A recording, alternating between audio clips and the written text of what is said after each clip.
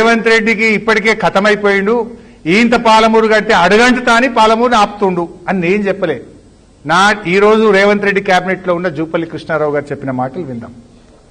ఈ రోజున గౌరవ ముఖ్యమంత్రి గారు ఓపెన్ గా ఎస్టిమేట్స్ రేట్స్ కు ప్రభుత్వ అధికారులు చేసిన ప్రకారం ఎస్టిమేట్స్ ప్రకారం ఈ రోజున కేవలం 6 మాసాల్లో 8 మాసాల్లో భూసేకరణ చేసి మంజూరు ఇచ్చి టెండర్ పిలిచి పనులు మొదలై కోనసీమకు సరితూగే విధంగా అంతకంటే ఎక్కువగా ఉండే విధంగా సుమారుగా 17-18 లక్షల ఎకరాలకు పాలమూరు జిల్లాకు నీళ్లు ఇవ్వాలని, అంటే కేవలం వీళ్లు ఏ విధంగా అయితే మనం ప్రాజెక్టు ఆపగలుగుతామని, అంటే తోడు దొంగలాగా జోడు గురాలుగా ఇద్దరు కూడా కూడబలుకొని ఇటు నాగం కావచ్చు అటు రేవంత్ కావచ్చు మా గతి ఏమిటో ఇప్పటికే అగుడు పట్టినాం, పాతాళానికి పోయినరు.